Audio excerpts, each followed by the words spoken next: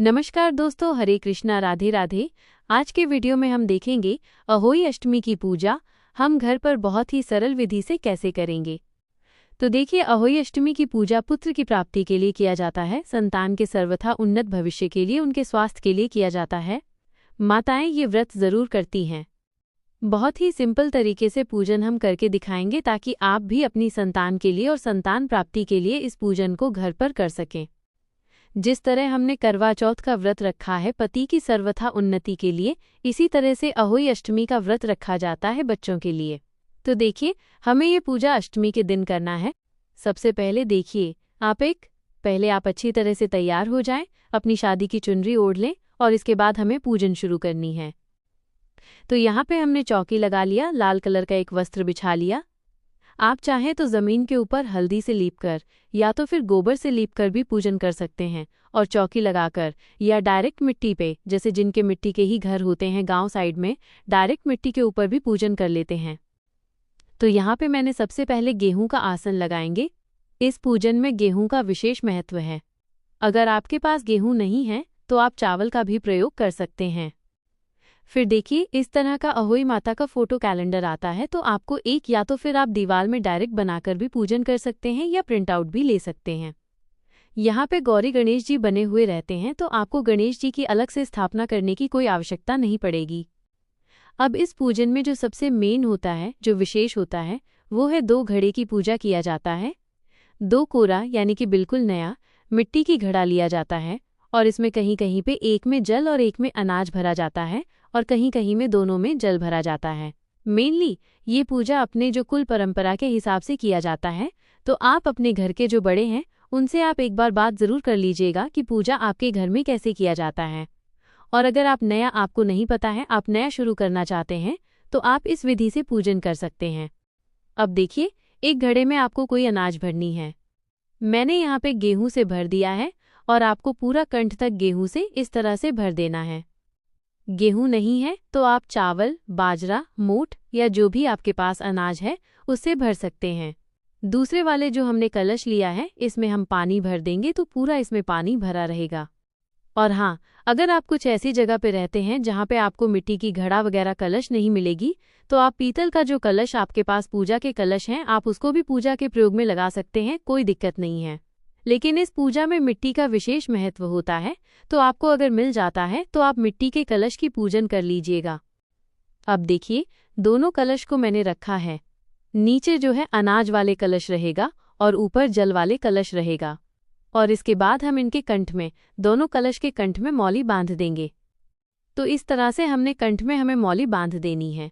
खाली कलश कभी नहीं रखना चाहिए। कहीं कहीं कलश के ऊपर स्वास्तिक बनाया जाता है और कहीं कहीं कलश के ऊपर 5 या 8 टीका दिया जाता है। तो आपके यहाँ पे जो भी नियम है आप उस हिसाब से कर सकते हैं। मैंने यहाँ पे पहले कुमकुम का टीका लगाया और उसके बाद हल्दी के टीका लगाया। इस पूजा में हल्दी का प्रयोग करना बहुत अच्छा माना जाता है, शुभ माना जाता है, तो आप इस पूजा में हल्दी का प्रयोग ज़रूर कीजिएगा। तो यहाँ पे मैंने पहले कुमकुम का टीका लगाया, उसके बाद हल्दी का टीका लगाया है और इस तरह से हमारा कलश का स्थापना हो जाता है। ये जो कलश होता है ये दिवाली तक नहीं हिलाया जाता है।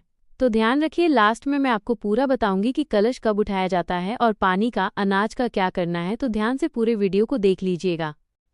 इसके बाद देखिए, हम दिया का स्थापना करेंगे और अगर आपके यहाँ दिया नहीं प्रज्वलित किया जाता है तो आप इस पार्ट को स्किप कर सकते हैं। फिर हमारे पास अगर आपके पास साहू माता का माला है या अहोई माता का माला है, तो आप जो भी माला आपके पास है उस माला को कलश में इस तरह से पहना दिया जाता है, कलश के कंठ में, और उनकी भी पूजन किया जाता है।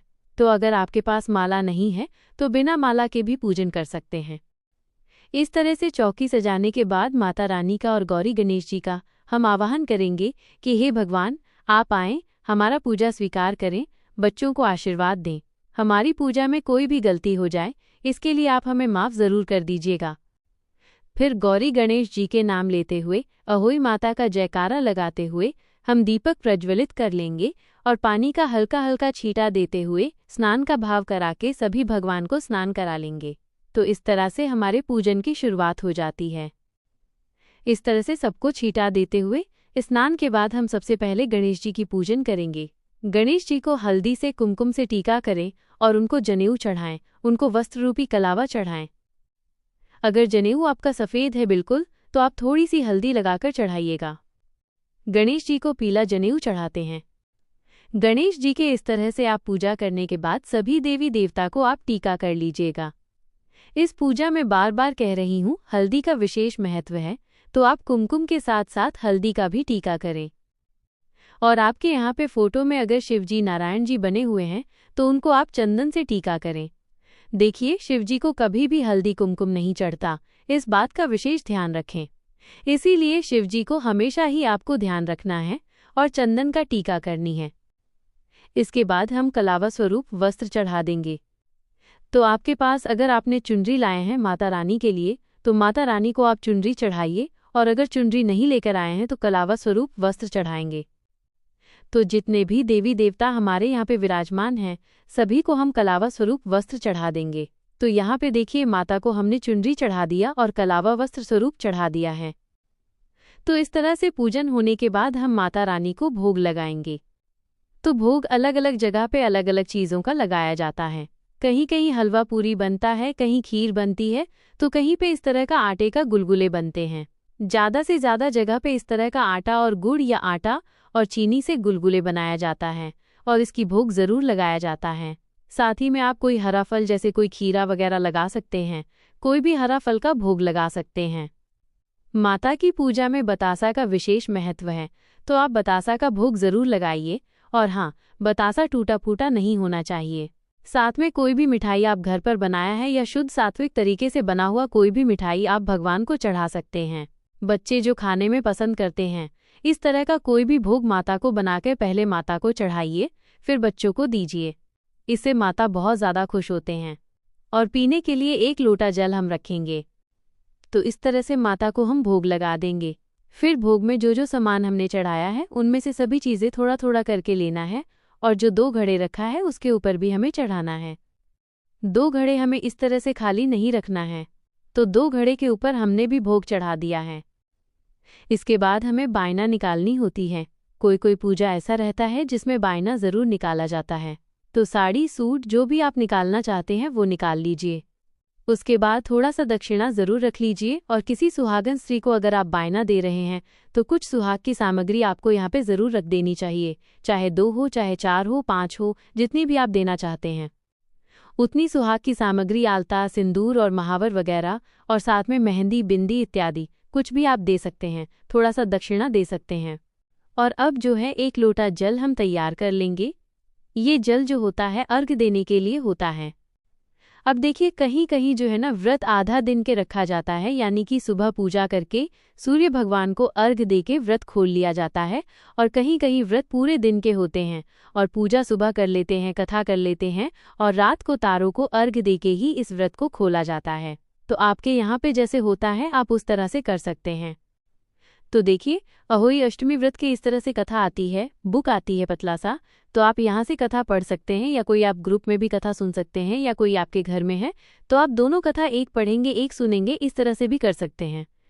अहोई अष्टमी की कथा जब पढ़ा सुना जाते हैं तो बच्चों को साथ में ज़रूर बैठाया जाता है, क्योंकि बच्चों के लिए इस पूजन को किया जाता है, तो बच्चों को ज़रूर इन्वॉल्व किया जाता है।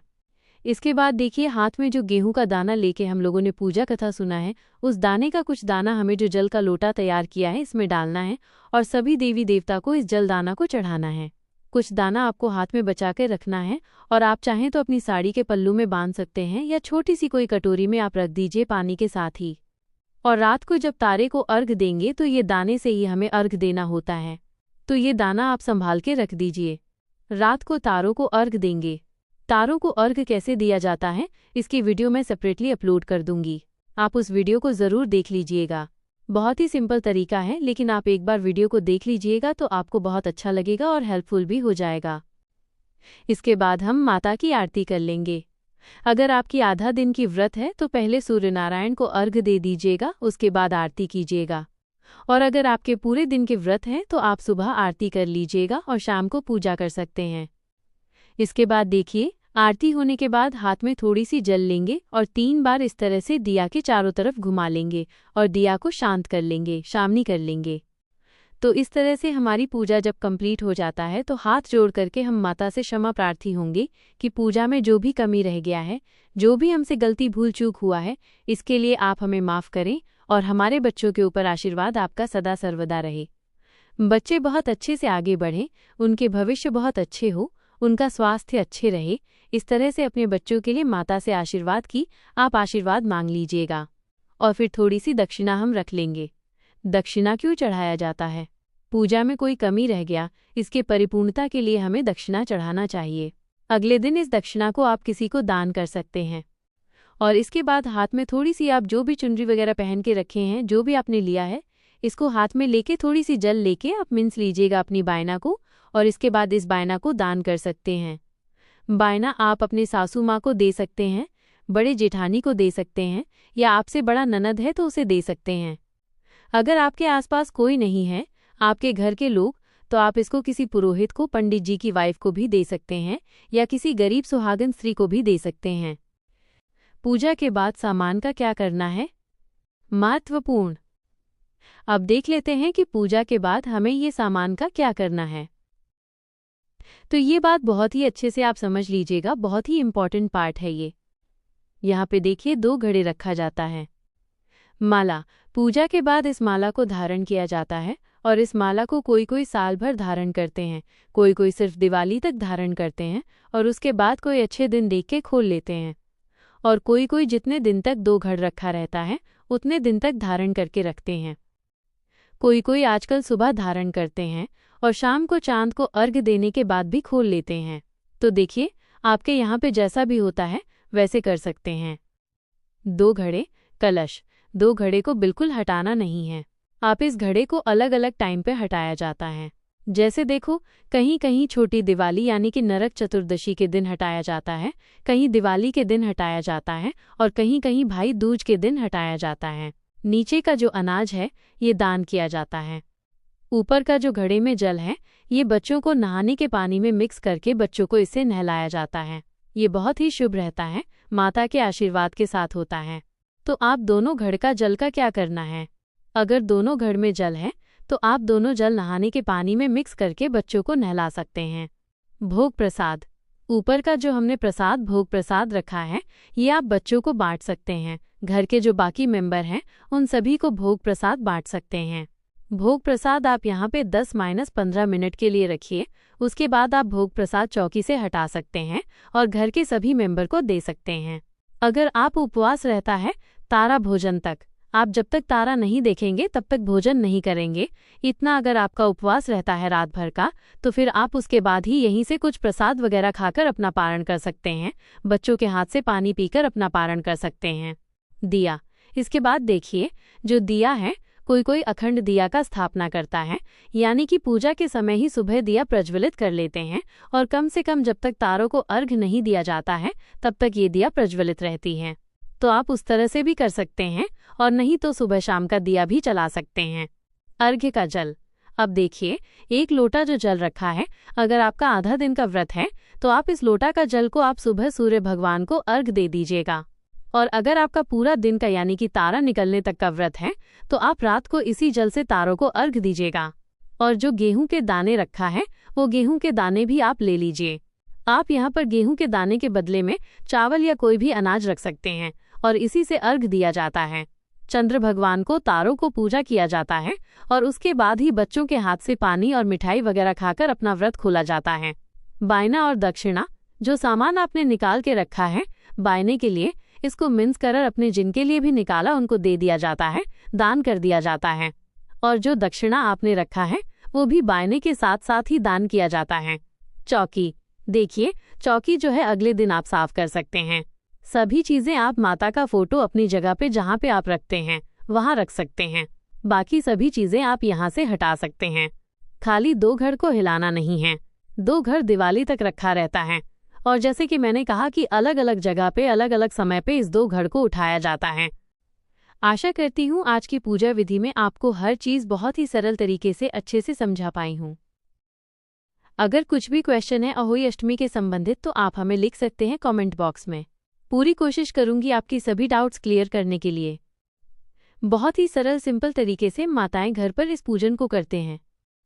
और अपनी कुल परंपरा और अपने वंश परंपरा के हिसाब से इस पूजन को किया जाता है। अगर आपको इस पूजन को पहली बार करना है तो आप इस विधि से पूजन कर सकते हैं। आज के लिए इतना ही, मिलते हूँ नेक्स्ट व्लॉग में। राधे राधे।